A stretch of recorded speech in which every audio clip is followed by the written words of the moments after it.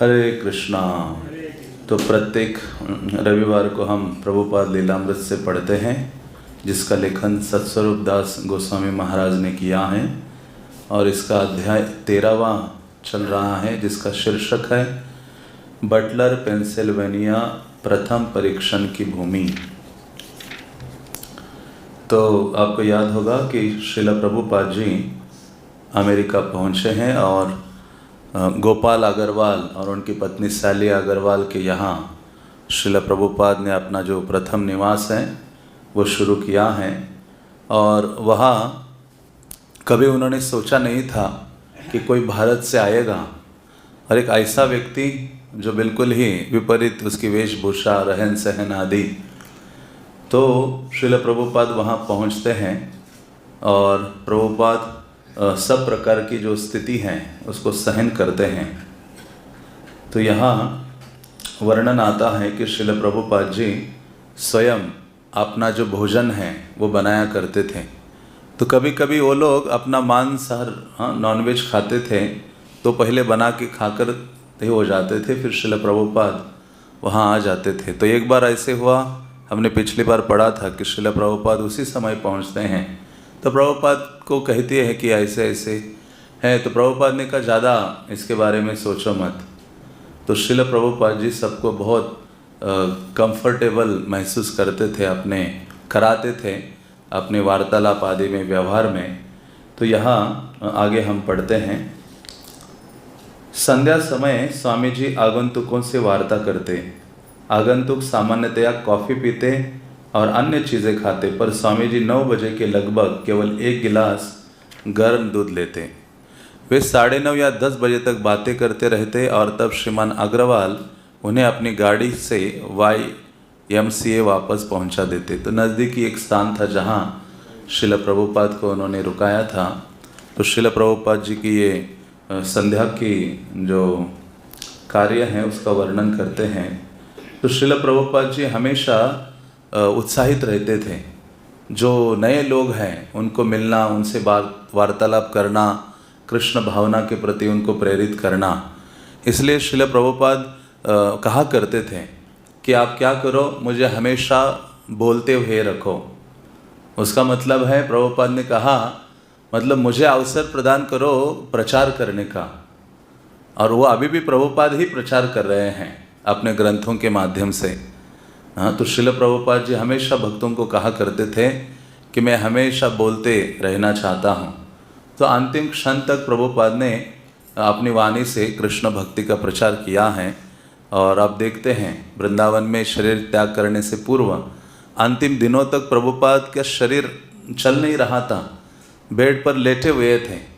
Doctor कह रहा था कि उनका मांस पूरा हड्डी को चिपक गया है, और इतना डॉक्टर को आश्चर्य लग रहा था कि ऐसी स्थिति किसी की होगी तो वो दर्द के मारे बहुत चिल्लाना चाहिए। लेकिन श्रील प्रभुपाद पूर्णतः शांत थे, स्थिर चित्त थे, और उनका वो डॉक्टर आश्चर्यचकित होता है, क्योंकि श्रील प्रभुपाद जो शारीरिक धरातल है, देहात्म भाव है, उससे ऊपर थे। उनकी जो चेतना है पूर्ण रूपे ने कृष्ण में निमग्न हो गई थी। इसलिए ऐसी स्थिति में भी वो कोई भक्त उनको मिलने आता था तो उसको पूछते कि आप ठीक हो। वो भक्त की आंखों से पानी गिरने लगता था ऐसी स्थिति देखकर। और ऐसी स्थिति में भी प्रभुपाद ने श्रीमद् भागवतम का अनुवाद नहीं रोका। उनके ना हाथ चल रहे थे ना पाँव अंतिम स्थिति में, तो भी अपनी वाणी के द्वारा दशम स्कंद का जो अंतिम 14वां अध्याय है उसका जो भागवतम का उसका टीका प्रदान कर रहे थे। हाँ, और उसमें वो एक अंतिम उसमें वो आता है जब प्रभुपाद बोल रहे थे, वीडियोज़ आप देख सकते हैं, जिसमें प्रभुपाद कहते हैं कि भक्तों को मंगल आरती अटेंड करनी चाहिए, कृष्ण गीता भागवत आदि को नित्य श्रवण करना चाहिए। उसके द्वारा प्यूरिटी हमें प्राप्त होती है, शुद्धता प्राप्त होती है, और जब हम कृष्ण के संदेश को दोहराते हैं तो वो बहुत प्रभावशाली होता है। तो मतलब ऐसी स्थिति में भी श्रील प्रभुपाद इसके महत्व को समझाते हैं। तो कहने का तात्पर्य है, केवल प्रभुपाद नए जो आगंतुक है उनसे मिलने के लिए उत्साहित नहीं रहते, बल्कि ये आंदोलन स्थापित करने के पश्चात भक्तों से भी मिलने के लिए तत्पर रहते थे, उनको सदैव मार्गदर्शन करते थे। हाँ, श्रील प्रभुपाद बहुत मानो पूर्ण रूपेण वो जीवों को अपने आप को दे दिया था, जीवों को भगवत धाम पहुंचाने के लिए। तो यहाँ कहते कि रात्रि के 9:30-10 बजे तक बातें करते थे नए लोगों से वहाँ, और 9:30 बजे दूध थोड़ा सा ग्रहण करते थे प्रभुपाद जी, और गरम दूध। तो प्रभुपाद ने दूध के बारे में कई चीज़ें बताई थी। प्रभुपाद ने कहा कि जो दूध है गाय का दूध लेना चाहिए, भैंस का नहीं। प्रभुपाद ही बोला करते थे गाय का दूध सोने से पूर्व गर्म दूध पीना चाहिए, क्योंकि गाय का दूध पीने से जो ब्रेन के जो आध्यात्मिक वस्तु को समझने के जो तंतु होते हैं वो बहुत बढ़ते हैं, जिसके द्वारा जो आध्यात्म की जो सूक्ष्मता है, जटिलताएं हैं, उनको हम समझ पाते हैं। तो प्रभुपाद प्रतिदिन दूध ग्रहण करते थे। प्रभुपाद प्रतिदिन अपने कपड़े भी धोते थे। वे अग्रवाल दंपति के स्नानागार में अपने कपड़े धोते और सूखने के लिए उन्हें बाहर टांग देते। कभी कभी वे अग्रवाल दंपति के साथ धुलाई घर ये देखने के लिए जाते कि अमेरिका के लोग कपड़े किस तरह धोते और सुखाते हैं। सैली को ऐसा लगता कि प्रभुपाद अमेरिका के लोगों और उनके तौर तरीकों में बड़ी रुचि रखते थे। तो श्रील प्रभुपाद जी वहाँ की चीज़ें जानने के लिए भी बड़े उत्सुक रहते थे, और साथ ही साथ यह वर्णन करते कि अपने कपड़े आदि जो भी चीज़ें हैं वो स्वयं ही करते थे। उन्होंने कभी ये नहीं सोचा कि मैं अभी विदेश जा रहा हूँ, हाँ, तो मैं किसी के ऊपर निर्भर रहूँ। वो पूर्ण रूपेण अपना भोजन बनाना, अपने कपड़े धोना, सब चीज़ों को स्वयं 70 साल की आयु थी, ये सब चीज़ें स्वयं करते थे, क्योंकि उनका लक्ष्य बहुत बड़ा था। और उस लक्ष्य की प्राप्ति के लिए प्रभुपाद हर प्रकार की जो तपस्या है, हाँ, उसको स्वीकार करने के लिए तत्पर थे। सैली अग्रवाल जिनके यहाँ रहते थे वो बोलती हैं, सैली, हमारा लड़का ब्रिज 6 या 7 महीने का था जब स्वामी जी हमारे यहाँ आए थे, और भारतीय लोग लड़कों को प्यार तो करते ही हैं। स्वामी जी को ब्रिज बहुत प्रिय था। ब्रिज मतलब उसका नाम ब्रज से रखा था, उसको ब्रिज कहा करते थे, ब्रज, क्योंकि जो सैली अग्रवाल, गोपाल अग्रवाल कहाँ से थे? मथुरा से ही थे। इसलिए उनका जो पहला बेटा हुआ विदेशी, उनकी ये पत्नी थी जिनके यहाँ प्रभुपाद रहते थे, तो उन बेटे का नाम ब्रज रखा था। जब ब्रिज पहली बार खड़ा हुआ तो उस समय स्वामी जी वहाँ उपस्थित थे। जब ब्रिज ने पहली बार खड़ा होने का प्रयत्न किया और वो सफल हुआ तो स्वामी जी उठकर खड़े हो गए और तालियां बजाने लगे।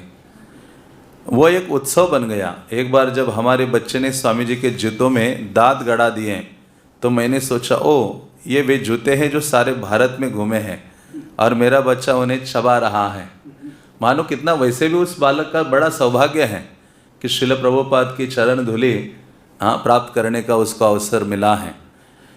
तो आप जानते हैं कि किसी माँ को ये कैसा लगेगा। तो वो कहती हैं कि जब प्रभुपाद जी बहुत आनंदित हो गए थे, जब देखा कि मेरा बालक पहली बार खड़ा हो गया, हाँ, तो बहुत आनंदित थे। और उन्होंने, बालक ने एक दिन स्वामी जी के जूतों को अपने दांत से चबाया, छोटा सा ही था, दांत लगाए हैं, हाँ, तो मानो प्रभुपाद की धूलि को प्राप्त किया है। जैसे महाप्रभु चैतन्य महाप्रभु जब शिवानंद सेन के यहाँ गए तो उनका जो पुत्र था चैतन्य महाप्रभु आया तो महाप्रभु ने उनके मुंह में अपना अंगूठा दे दिया और उसका इतना प्रभाव हुआ कि वो आगे उनका नाम कवि कर्णपुर हुआ।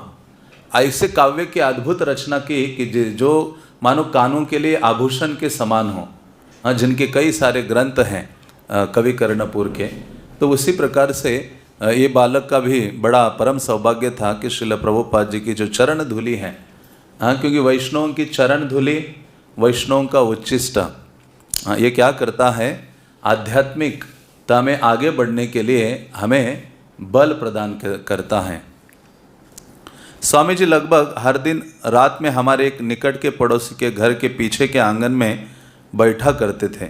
हम कभी कभी उनके साथ बैठते या फिर अपने कमरे में रहते। एक बार हमारी छोटी लड़की पामेला को, जो उस समय केवल 3 वर्ष की थी, विचित्र बात सूझी।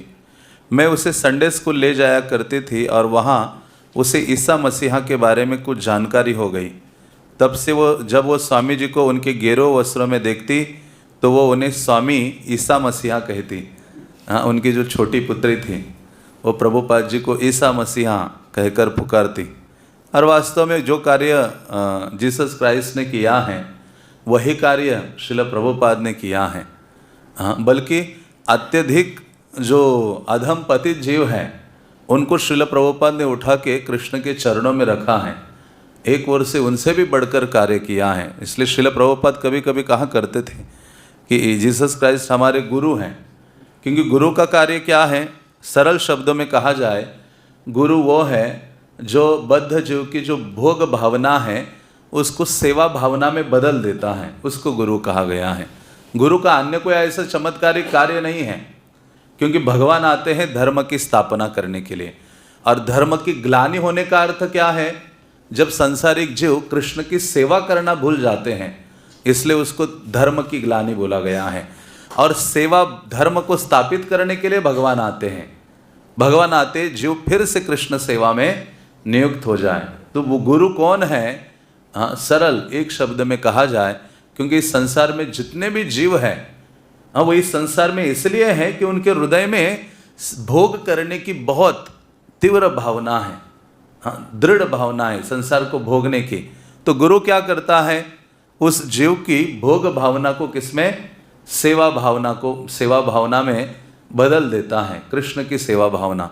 इसलिए श्रील प्रभुपाद के संपर्क में जो भी व्यक्ति आए, वहाँ युवा हो, स्त्रियाँ हो, वृद्ध हो, पढ़े लिखे हो, अनपढ़ हो, कोई भी काले गोरे इंडियन कोई भी व्यक्ति प्रभुपाद के संपर्क में आने मात्र से उनके सभी उन जीवों के हृदय में कृष्ण की सेवा करने की भावना उजागर हो गई। इतनी अद्भुत सेवा प्रभुपाद के संपर्क में जितने भी भक्त आए उन्होंने की है। श्रील प्रभुपाद के शिष्यगण साधारण नहीं है। हाँ, जैसे चैतन्य महाप्रभु अवतरित होने के पूर्व चैतन्य महाप्रभु ने अपने भक्तों को अलग अलग जगह अवतरित किया, हाँ, अपने लीला में सहायता करने के लिए, उसी प्रकार से ये कृष्ण का हाथ था। जितने भी प्रभुपाद के संपर्क में उनके शिष्यगण आए हैं, भगवान ने मानो उनको वहाँ जन्म दिया है, हाँ, ताकि वो सब कृष्ण भावना में श्रील प्रभुपाद की सहायता कर सके। और हम देखते हैं अभी इस्कॉन में आना आकर्षित होते हैं, हम आते हैं, सुविधा सब कुछ है। वो दिन थे, हाँ, कितने तपस्या के दिन थे। हाँ, बहुत उन सब ने केवल श्रील प्रभुपाद के प्रति इतना समर्पण भाव उनका था, सेवा भाव, कि सब कुछ त्याग दिया, सब प्रकार के कष्ट सहे श्रील प्रभुपाद की आज्ञा को पालन करने के लिए। और यही एकमात्र योग्यता है। हाँ, यश प्रसादात भगवत प्रसादो, गुरु की कृष्ण की कृपा प्राप्त करना है तो आध्यात्मिक गुरु की कृपा प्राप्त करना परम आवश्यक है। इसलिए कहा गया है कि एक जो शिष्य है वो जीवित रहता है केवल अपने आध्यात्मिक गुरु की आज्ञा का पालन करने के लिए, अन्य उसका जीवित रहने का कोई लाभ नहीं है। और वही उसके जीवन का लक्ष्य बन जाना चाहिए। इसलिए जब दीक्षा ग्रहण करते हैं तो हमारा अपने शरीर पर कोई अधिकार नहीं होता। हमने अपने आप को दीक्षा के दिन आध्यात्मिक गुरु को बेच दिया है, हम उनके हो गए हैं। ना हमारे मन, शरीर, वाणी आदि पर हमारा कोई अधिकार नहीं है। पूर्णतः किसका अधिकार हो जाता है?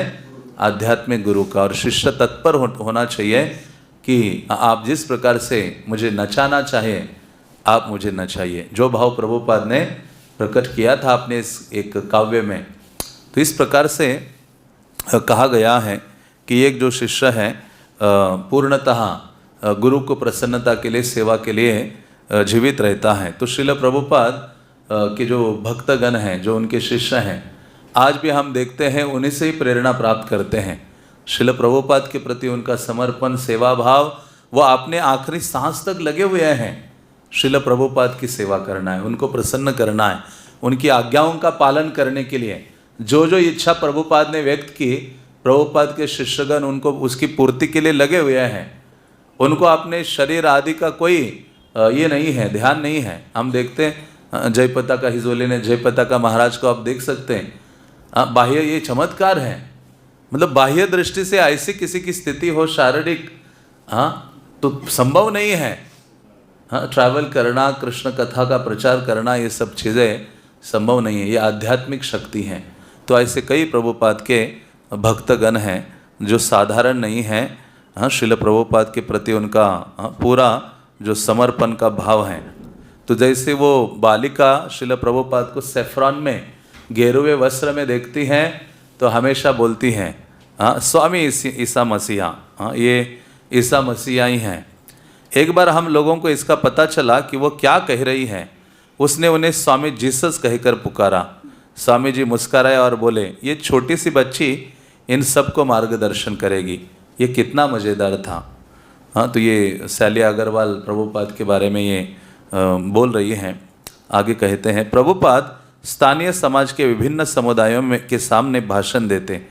अक्टूबर के प्रारंभ में उन्होंने लायंस क्लब में भाषण दिया और वहाँ से एक अधिकृत प्रमाण पत्र प्राप्त किया। तो प्रभुपाद वहाँ जितने जो भी छोटे छोटे समुदाय थे वहाँ जाकर अपना लेक्चर दिया करते थे। तो यह वर्णन किया है। ज्ञापित किया जाता है कि एसी भक्ति वेदांत स्वामी बटलर पेंसिल्वेनिया के लायंस क्लब के अतिथि थे। उनकी सेवाओं की सराहना की अभिव्यक्ति स्वरूप क्लब की ओर से ये आभार पत्र अर्पित किया जाता है। स्वामी जी ने पेंसिल्वेनिया के हरमन में आई और सेंट फाइडेलिस सेमिनरी कॉलेज में भी भाषण दिया। अग्रवाल दंपति के निवास पर आगंतुकों के समक्ष तो वे नियमित रूप से भाषण देते रहते थे। तो प्रभुपाद हमेशा अवसर ढूंढते थे, हाँ, कृष्ण के बारे में बोलने का, दूसरे जीवों को कृष्ण के बारे में बताने का। इसलिए कहते हैं कि कोई विषय हमें वो और अच्छी तरह से समझ में आता है जब हम क्या करते हैं, बोलते हैं। और कृष्ण कथा का ये भी वर्णन भागवतम में है। हाँ, जो 3 लोग होते हैं जो कृष्ण कथा से शुद्ध हो जाते हैं। एक है श्रोता, दूसरा है जिज्ञासु और तीसरा है वक्ता। हाँ, तो इन तीनों में जो वक्ता है उसको ज़्यादा लाभ मिलता है, हाँ, कृष्ण कथा का। जैसे इसलिए कृष्ण कथा की तुलना दशम स्कंद की शुरुआत में गंगा से की है। हाँ, गंगा तीनों लोगों को पवित्र करती है। हाँ, तो उसी प्रकार से ये जो कृष्ण कथा है इन 3 लोगों को पवित्र करती है, वक्ता, श्रोता और जिज्ञासा के साथ जो सुनता है। इसलिए सुनने के लिए भी उत्साह चाहिए और जिज्ञासा, जानने की भावना होनी चाहिए। इस भावना से नहीं बैठना चाहिए कि अरे चलो आज शेड्यूल्ड है, हाँ सुनते हैं, हाँ ये वक्ता क्या बताएगा, जो भी इतने सालों से सुन रहे हैं वही चीज़ें, और मेरे पास तो उससे अधिक ज्ञान है, मैं और अधिक जानता हूँ। ये भाव हो तो हम कितने भी कथाएं सुने तो शुद्ध नहीं होंगे। बल्कि इस भावना से होना चाहिए कि मुझे इस भक्तों के समाज में सबसे ज़्यादा अधम, पतित और जिसको शुद्धि की आवश्यकता है वो मैं हूँ। हाँ, इसलिए हर चीज़ को देखना चाहिए। जैसे मैंने पहले भी कहा था कि हमेशा जानना चाहिए ये भक्तों का संग प्रभुपाद ने मेरे लिए दिया है। कृष्ण बलराम स्थापित हुए हैं मेरे लिए, ये प्रसादम, हाँ, मेरे शुद्धि के लिए है। ये कथा कीर्तन मेरे लिए है। ये ग्रंथ प्रभुपाद ने इतना कष्ट उठाकर मेरे लिए लिखे हैं, मैं शुद्ध हो जाऊँ, मेरा उद्धार हो। ऐसी भावना हमें रखनी चाहिए। और इसलिए वो भाव नरोत्तम दास ठाकुर ने प्रकट किया है। मौसम पतित प्रभु ना पाई बेयार। अभी नरोत्तम दास ठाकुर की तुलना, मतलब इतने आप उनकी स्थिति के बारे में जान नहीं सकते। नरोत्तम दास ठाकुर ब्रज में रहते थे तो मानसी सेवा के सर्वोच्च भक्त थे। जीव गोस्वामी उनका गुणगान करते थे कि मानसी सेवा नरोत्तम दास ठाकुर ने जैसी प्रकट कराई किसी अन्य ने नहीं। हाँ, असाधारण व्यक्तित्व थे। और नरोत्तम दास ठाकुर भगवान के प्रेम के अवतार थे। हाँ, साधा उनका शरीर भी ऐसे नहीं कि शरीर हमारे जैसा छोटा है। शरीर उनका दूध में परिवर्तित होकर मेल्ट हुआ गंगा में। हाँ, तो ऐसे नरोत्तम दास ठाकुर वो कहते हैं, हाँ, मौसम पतित प्रभु ना पाए ब्यार। हे चैतन्य महाप्रभु, मुझसे अधिक पतित व्यक्ति आपको नहीं मिलेगा। आप रूप सनातन जब महाप्रभु को पहली बार मिलते हैं उसका वर्णन पढ़ेंगे तो वहाँ भी रूप सनातन वही बात कर रहे हैं, हे महाप्रभु आपका अवतार मेरे लिए हुआ है। हम दोनों ब्रदर, हम दोनों भाई बहुत अधिक पतित हैं, म्लेच्छों की सेवा में लगे हुए हैं, जगाई मदाई से भी ज़्यादा पतित है। ऐसे रूप सनातन के वचन थे। हाँ, तो इस प्रकार से ये भाव हमारा होना चाहिए। आगे कहते हैं, जब स्लिपरी रॉक स्टेट कॉलेज में दर्शन विभाग के अध्यक्ष प्रोफेसर लार्सन ने बटलर ईगल में एक भारतीय स्वामी एवं वैदिक विद्वान के आगमन के संबंध में पढ़ा तो अग्रवाल दंपति के घर पर फ़ोन किया कि प्रभुपाद उनके कॉलेज में आए और भाषण दे। हाँ, तो जो बटलर ईगल न्यूज़पेपर था उसमें प्रभुपाद के बारे में छपा था। हाँ, तो एक कॉलेज से इनविटेशन आता है प्रभुपाद को। तो वहाँ के एक व्यक्ति कहते हैं जिनका नाम था एलन लार्सन, वो बोलते हैं, मैंने लेख में दिए गए नंबर पर फ़ोन किया किंतु ज्ञात हुआ कि स्वामी जी वास्तव में YMCA के एक कमरे में ठहरे हैं। जब मैं उन्हें लेने पहुंचा तब वे सड़क के कोने पर प्रतीक्षा कर रहे थे और मैंने उन्हें साथ ले लिया। वे अत्यंत एकाकी लग रहे थे। जब हम कार में स्लिपरी रॉक की ओर जा रहे थे तो मैंने उनसे अपना नाम बोलने के लिए अनुरोध किया जिससे मैं अपनी कक्षा को उनका परिचय देते हुए उसका ठीक उच्चारण कर सकूं। वो बोले, स्वामी जी भक्ति वेदांत। जब नाम पूछा तो प्रभुपाद ने कहा स्वामी जी भक्ति वेदांत। फिर आगे उन्होंने बताया कि उसका अर्थ क्या है। क्योंकि मुझे भारतीय नामों का अभ्यास नहीं था इसलिए उन्हें अपने नाम का उच्चारण कई बार करना पड़ा जिससे मैं उसे सही सही जान सकूं। मेरे धीमेपन के प्रति उन्होंने कोई अधीरता नहीं प्रकट की। अपने साहचर्य की इस प्रारंभिक संगम पर ही मुझे ये विश्वास हो गया कि इस व्यक्ति में आंतरिक स्थिरता और शक्ति है जिसे हिला पाना बहुत कठिन होगा। और ये प्रारंभिक धारणा उस व्यस्त दिन में अधिक बलवती होती गई। हाँ, तो वो व्यक्ति भी ये समझ गया, अनुभव किया कि आंतरिक रूप से स्थिरता और आध्यात्मिक शक्ति इस व्यक्ति में है। कोई भी वस्तु इसको अपने उद्देश्य को प्राप्त करने के प्रति जो उनका निश्चय है उससे हिला नहीं सकती।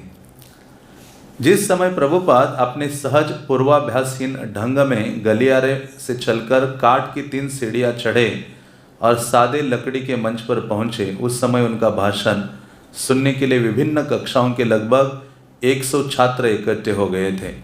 वे पालथी मारकर सीधे बैठ गए और आंखें मूंदकर कोमल स्वर में हरे कृष्ण मंत्र गाने लगे। तब वे खड़े हुए और बिना किसी डेस्क या माइक के उन्होंने भाषण दिया और श्रोताओं के प्रश्नों के उत्तर दिया। अभी 100 लोगों को प्रवचन दे रहे हैं, जहाँ कोई माइक नहीं है, कोई अन्य व्यवस्था, पालथी मारकर बैठे हैं प्रभुपाद जी, तो भी वो बहुत उत्साह से बोल रहे हैं और जितने श्रोतागण हैं उनके विभिन्न प्रश्नों के उत्तर भी दे रहे हैं। ये कार्यक्रम केवल 50 मिनट चला और स्वामी जी चला और अगली कक्षा की पढ़ाई की सूचना देने वाली घंटी के बजने के साथ एकाएक समाप्त हो गया। एलन लार्सन जो प्रभुपाद को ले गए थे उस कॉलेज में, वो फिर से बोल रहे हैं, पहली कक्षा के पश्चात मैंने बाहर परिसर के लान में एक बेंच पर बैठकर स्वामी जी से संक्षिप्त बातचीत की। अधिकांशतः जब वे स्वयं न बात करते होते तब वे एक छोटी सी प्रार्थना दोहराते रहते और उंगलियों से जप माला फेरते रहते। वे पालथी मारकर बैठे थे और हम लोग आगे पीछे की बातें कर रहे थे। तो यहाँ कह रहे हैं कि श्रील प्रभुपाद जब एकाकी होते या बात नहीं हम करते तो निरंतर कुछ मंत्र या कोई प्रार्थना वो बोलते रहते। तो प्रभुपाद क्या करते हैं? हरि नाम का उच्चारण करते हैं। प्रभुपाद हमेशा कहा करते थे जब भी समय हो हरि नाम का उच्चारण करते रहना चाहिए।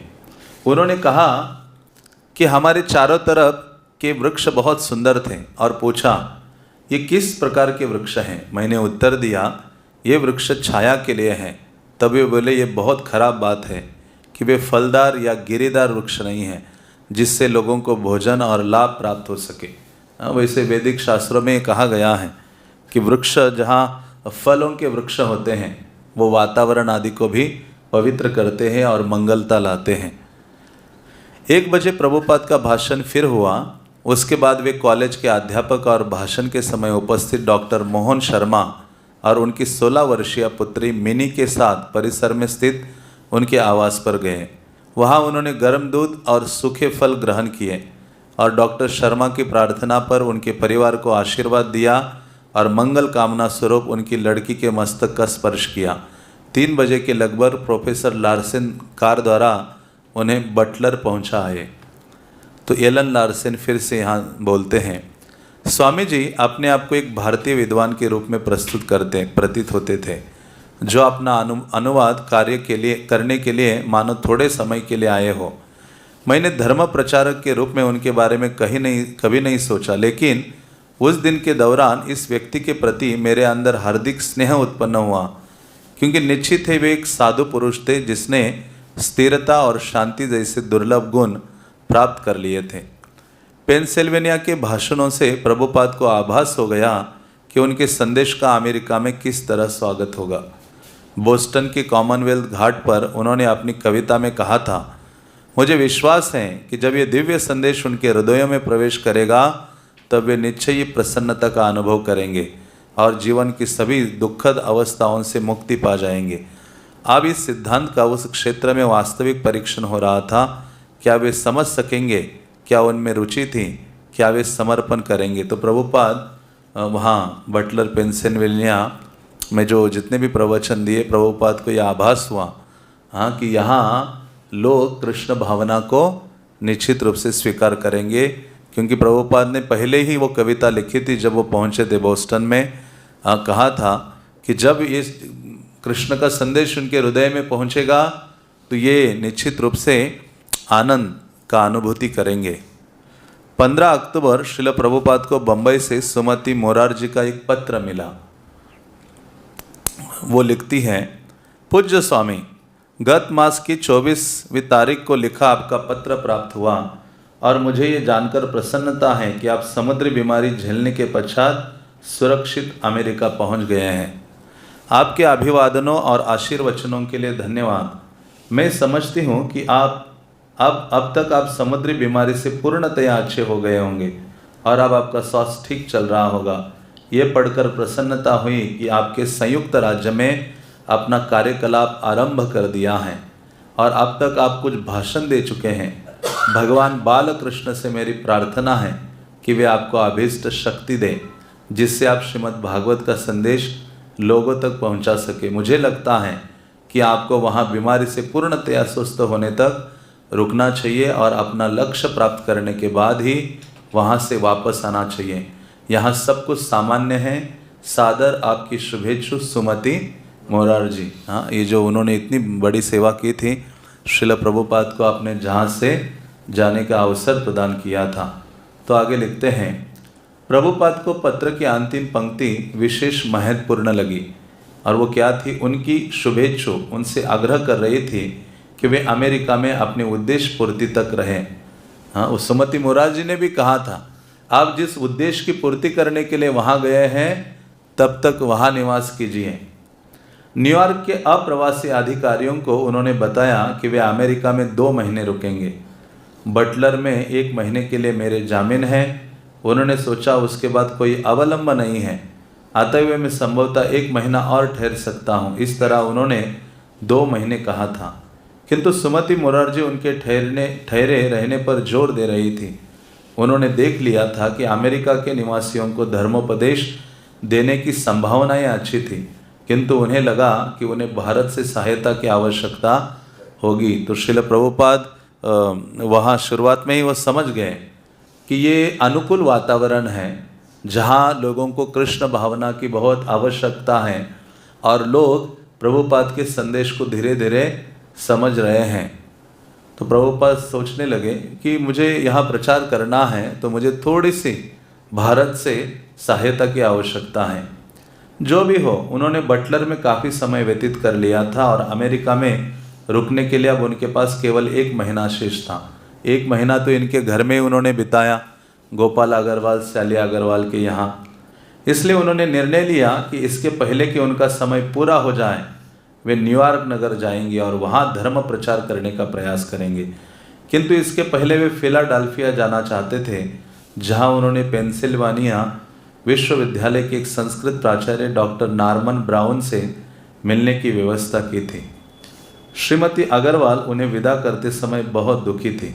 हाँ, तो प्रभुपाद वो स्थान अभी छोड़कर निकलने की तैयारी कर रहे हैं और जो शैली अग्रवाल हैं जिनके यहाँ रुके थे वो थोड़ी सी दुखी थी कि स्वामी जी अभी 1 महीना रहे हमारे संग, और उनको अच्छा लग रहा था, प्रसन्न वातावरण महसूस कर रहे थे। और बल्कि पिछले रविवार को हमने चर्चा की थी कि स्वामी जी खुद अपना जब भोजन बनाते थे, अलग अलग सब्जियाँ, रोटी हैं, चावल आदि, हाँ, तो ये भारतीय भोजन ये सैली अग्रवाल ने पहली बार खाया था, और कभी कभी प्रभुपाद जी और पूरे परिवार के लिए खुद बनाते थे और उनको खिलाते थे।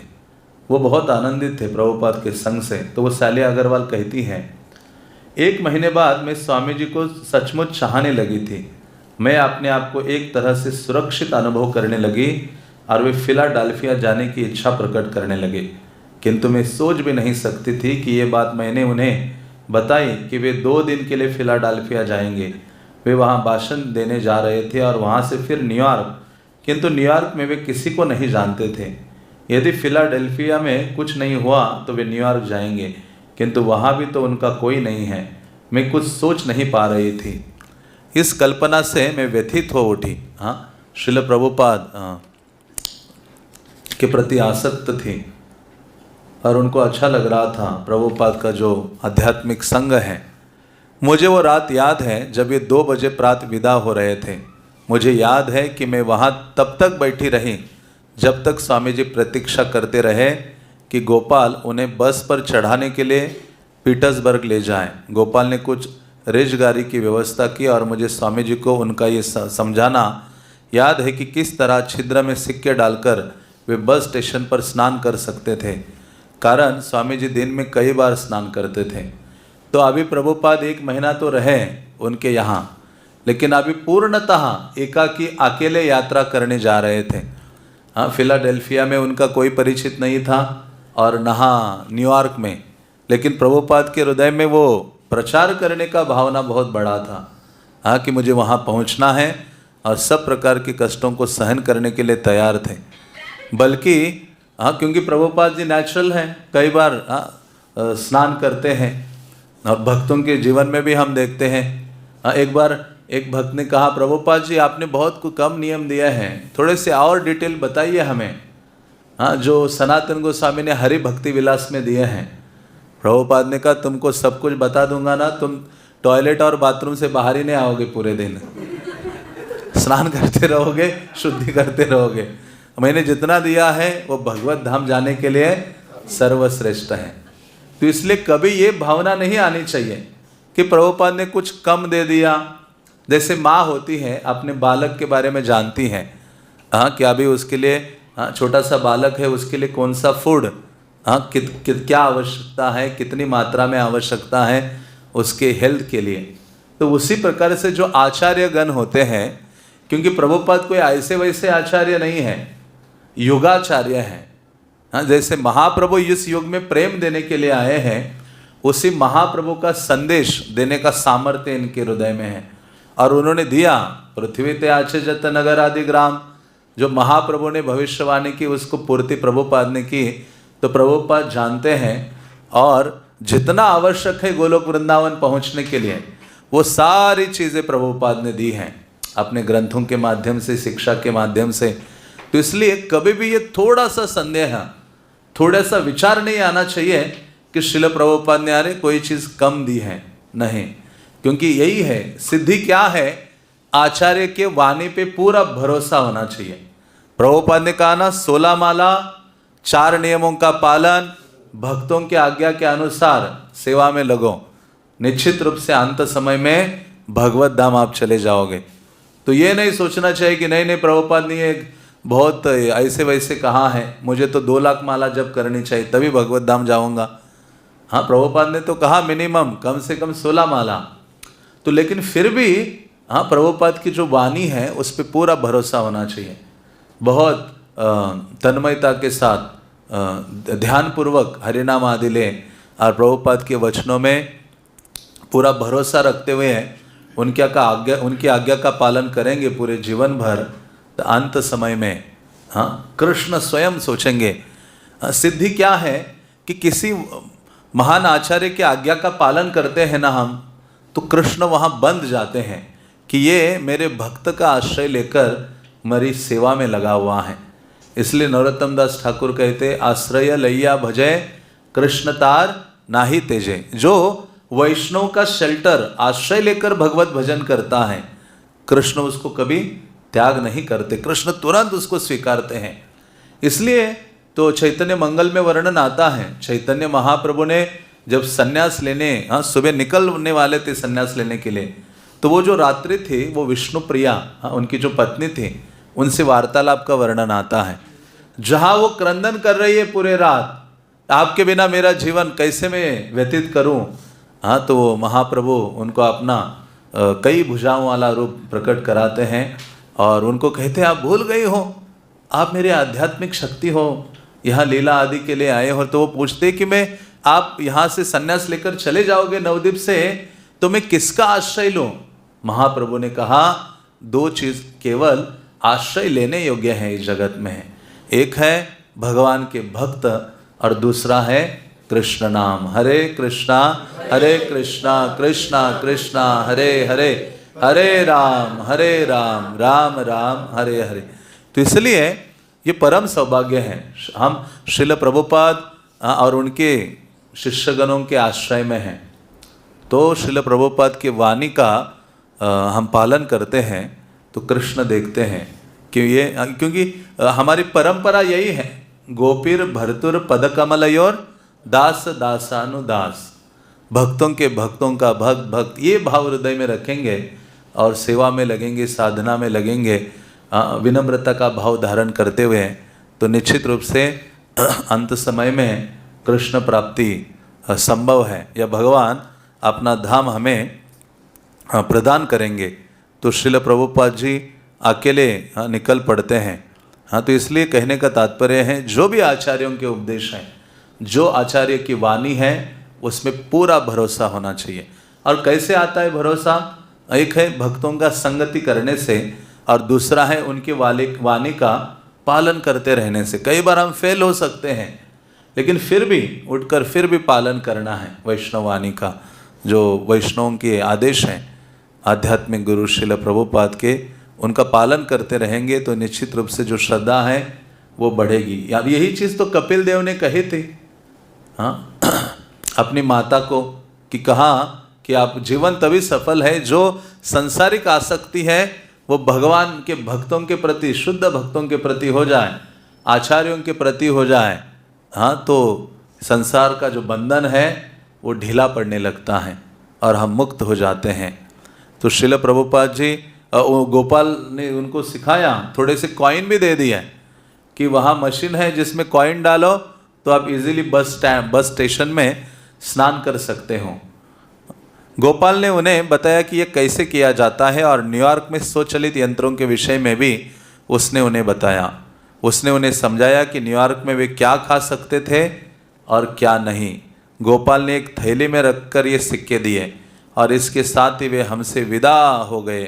तो ये उनकी पत्नी कह रही हैं सैली अग्रवाल कि स्वामी जी 1 महीना रहे और अभी अकेले निकल पड़े हैं न्यूयॉर्क के लिए। सन्यासी के रूप में प्रभुपाद को एक स्थान पर रहने और फिर उसे छोड़कर दूसरे स्थान को जाने का अभ्यास हो गया था। एक भिक्षु धर्म प्रचारक के रूप में उन्हें बटलर YMCA का शांत जीवन परित्याग करने में किसी प्रकार की मनोव्यथा की अनुभूति नहीं हो रही थी और उन्हें उस घरेलू आवास में कोई आसक्ति नहीं थी जहां वे भोजन बनाया करते थे और सैली अग्रवाल से वैक्यूम क्लीनर, फ्रोजन खाद्यान्नों और अमेरिकी जीवन विधियों के बारे में बातें करते थे। तो श्रील प्रभुपाद को ये सन्यास जीवन के कारण अभ्यास था और सन्यास का मतलब ही है किसी पर निर्भर नहीं रहना है। सन्यास का मतलब है जो निडर हो, भय से रहित हो। सन्यास का मतलब ही है कि किसी अन्य के इस पे परजीवी की तरह नहीं रहना है, अकेले भ्रमण करना है कृष्ण का संदेश प्रचार करने के लिए। इसलिए सन्यास उसे लेना चाहिए, प्रभुपाद कहते हैं, जिसको भय नहीं है और सन्यास लेकर ये सोचे कि मुझे ये सुविधा प्राप्त होगी या किसी धनवान गृहस्थ के धन और सुविधा के ऊपर जीवित रहूं, तो वह सन्यास नहीं है, वो विफलता है। तो श्रील प्रभु और जहाँ प्रभुपाद तो कहा करते थे, जैसे प्रभुपाद ने जब मुंबई का मंदिर बनाया तो एक रिपोर्टर ने कहा, स्वामी जी आपने इतने ये मंदिर, इतना सुंदर सुंदर मंदिर बना रहे हो, इतना मार्बल, सफ़ेद मार्बल लगा के, आपको तो सन्यासी साधु पेड़ के नीचे रहना चाहिए। तो उन्होंने कहा मैं तो पेड़ के नीचे रहने का अभ्यास है, मैं पेड़ के नीचे रहकर गीता भागवत का उपदेश करूंगा ना, कौन आएगा सुनने के लिए। ये मंदिर बना रहा हूँ, ये बद्ध जीवों को आकर्षित करके वो वहाँ आए और कृष्ण के संदेश को सुने। तो श्रील प्रभुपाद ने ये कहा था कि हमारे मंदिरों का उद्देश्य है कृष्ण कथा को प्रदान करना। हाँ, क्योंकि हमारे मंदिर कोई बेल रिंगिंग टेम्पल्स नहीं है, घंटी बजाने वाले मंदिर नहीं है। ये मंदिर कृष्ण कथा सुनने का अवसर देने के लिए है। यदि हमारे मंदिर बनकर यहाँ कृष्ण कथा सुनने का अवसर हम लोगों को नहीं दे रहे हैं तो ऐसे मंदिर का कोई लाभ नहीं है। और यही विशेषता है। इसलिए प्रभुपाद ने सुबह के समय भागवतम श्रवण करने पर बल दिया और संध्या के समय में भगवत गीता श्रवण करने के लिए। तो ये मंदिर उसके लिए है। तो प्रभुपाद को ये नहीं था कि अभी उनके घर में इतनी अच्छी सुविधा है, हाँ तो बस अभी वहाँ सेटल हो जाता हूँ। नहीं, सन्यासी का मतलब ही है जो एक स्थान में ना रहे, जो हमेशा भ्रमण करते रहें। वसुदेव कुटुंबकम, उसका पूरा, उसने अपने एक फैमिली को त्यागा हो सकता है, त्यागा हो, लेकिन पूरा संसार उसका परिवार है। इसलिए चैतन्य महाप्रभु जो आदर्श सन्यासी है वो भाव महाप्रभु ने प्रकट किया है। चैतन्य महाप्रभु ने दक्षिण भारत का भ्रमण किया 2 साल के लिए। अब सोचो, जगन्नाथपुरी से पूरा कन्याकुमारी तक गए, कन्याकुमारी से मुंबई आए महाप्रभु चैतन्य महाप्रभु, फिर मुंबई से वापस जगन्नाथपुरी आए। 2 साल पैदल यात्रा की। और चैतन्य महाप्रभु जंगलों को पार करके कहाँ आए? वृंदावन आए, झारखंड आदि। कोई भय नहीं था। तो इसलिए सन्यास का मतलब ये नहीं है कि मुझे आदर सम्मान मिलेगा, सुविधा मिलेगी। तो फिर ऐसे सन्यास क्या है? बंधन कारक है। भक्तिविनोद ठाकुर ने तो बहुत अच्छे अच्छे गीत लिखे हैं। एक गीत लिखा है, मन तुम्हें सन्यासी होते चाहे। अरे पागल मन, क्या तुम बड़ा सन्यासी बनने के लिए सोच रहे हो? फिर लिखा है कि सन्यासी बन के क्या क्या क्या तुम चाहते हो, भौतिक भोग आदि भी चाहते हो, तो ऐसा सन्यास तुम्हारा उचित नहीं है। श्रील प्रभुपाद ने कहा, हाँ मेरे जो गृहस्थ शिष्य हैं वो सन्यासियों से भी श्रेष्ठ हैं। हाँ, प्रभुपाद ने कहा सन्यास का जो भावना है वो हृदय का भाव है। हाँ, सन्यास की वो भावना प्रकट होनी चाहिए हृदय में। प्रभुपाद ने कहा मेरे गुरु महाराज ने लंदन प्रचार करने के लिए अपने सन्यासी शिष्य को भेजा था, लेकिन वो विफल होकर वापस आए। लेकिन मेरे अपने गृहस्थ शिष्य वहाँ गए, 3 कपल्स, 3 पति पत्नी, तो वो उन्होंने लंदन में पूरा इतना प्रचार करके कृष्ण भावना को वहाँ स्थापित किया। तो प्रभुपाद बहुत वो गर्व करते थे। हाँ, तो इसलिए कलियुगा में जो सन्यास है, 5 चीज़ें वर्ज है ना कलियुगा में, तो उसमें सन्यास भी वर्ज है। लेकिन ये जो सन्यास है ये प्रचार के लिए सन्यास हम स्वीकार करते हैं। चैतन्य महाप्रभु ने क्यों सन्यास लिया था? हाँ, क्योंकि अनादर कर रहे थे लोग, उनकी शिक्षा को स्वीकार नहीं कर रहे थे। तो महाप्रभु ने कहा मैं सन्यास लेता हूँ। सन्यासी का वैसे ही व्यक्ति आदर करता है, केवल मुझे देखकर वो प्रणाम करे तो भी उनका उद्धार हो जाएगा। क्योंकि वो सन्यासी, मैं साधारण सन्यासी नहीं हूँ, स्वयं क्या हूँ? परम भगवान हूँ। मुझे प्रणाम करने से वो भगवत धाम जा सकते हैं। तो इस प्रकार से श्रील प्रभुपाद आसक्त नहीं थे। किसी सुविधा से, जैसे भक्ति सिद्धांत सरस्वती महाराज भी कहा करते थे ना, कि सन्यासी को अपने वस्त्र से आसक्त नहीं होना चाहिए। रामानुजाचार्य के भी जीवन में कई ऐसी घटनाएं आती हैं जिसमें वो सिखाते हैं सन्यास का धर्म जो है कि किसी अन्य चीज़ के प्रति आसक्त ना होकर निडर होकर कृष्ण सेवा पर पूर्णतः लगे रहें।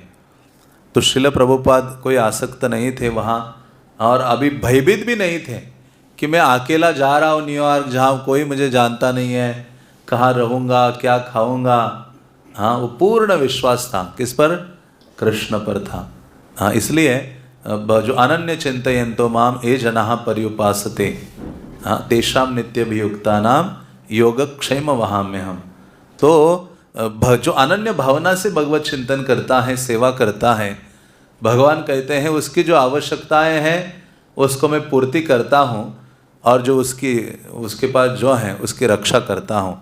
तो श्रील प्रभुपाद जी यहाँ से निकल रहे हैं बटलर से, और प्रभुपाद जी अभी अकेले जा रहे हैं न्यूयॉर्क, जहाँ उनके हृदय में कोई डर नहीं है, लवलेश थोड़ा भी नहीं है। उनके हृदय में बल्कि प्रचार करने के लिए उत्साह है। किंतु वे बटलर क्यों गए थे और वे न्यूयॉर्क क्यों जा रहे थे? वे इसे कृष्ण का अनुग्रह मानते थे। कृष्ण का सच्चा भक्त होने के नाते वे अपने आप को कृष्ण भावनामृत के वितरण का एक साधन बनाना चाहते थे। तो यही जैसे प्रभुपाद ने उस काव्य में लिखा था कि हे कृष्ण, मैं आपके हाथ का कठपुतली हूँ, आप मुझे जैसा चाहे वैसा न चाहें। तो प्रभुपाद जी बटलर पेंसिल्वेनिया को छोड़कर अकेले निकल रहे हैं। तो वो जानते थे कि मैं कृष्ण के प्रचार के लिए एक साधन हूँ, एक इंस्ट्रूमेंट हूँ। तो उसके लिए तत्पर थे वो, सेवा के लिए। बटलर में उनका रुकना सहायक सिद्ध हुआ।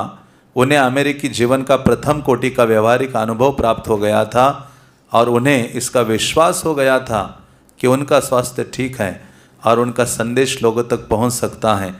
उन्हें प्रसन्नता थी कि अमेरिका में भारतीय शाकाहारी भोजन की आवश्यक वस्तुएं मिल सकती थी और लोग उनकी अंग्रेजी समझ सकते थे। उन्हें इसका भी पता चल गया था कि इधर उधर दिए गए एक भाषण का महत्व सीमित था, और यद्यपि वहाँ के जड़बद्ध धर्मों की ओर से उनका विरोध होगा, किंतु व्यक्तिगत रूप से वहाँ के लोग उनका भाषण सुनने में रुचि रखते थे। 18 अक्टूबर को वे बटलर के फिलाडेल्फिया होते हुए न्यूयॉर्क के लिए रवाना हुए। तो इस प्रकार से श्रील प्रभुपाद जी तत्पर थे और बिल्कुल ही भयभीत नहीं थे, या बटलर की जो सुविधाएं हैं उनके प्रति आसक्त नहीं थे। तो पूर्ण रूपेण कृष्ण के प्रति शरणागति का भाव प्रभुपाद ने प्रकट किया था, और अभी न्यूयॉर्क जाने के लिए और एकाकी प्रचार करने के लिए वो तत्पर थे।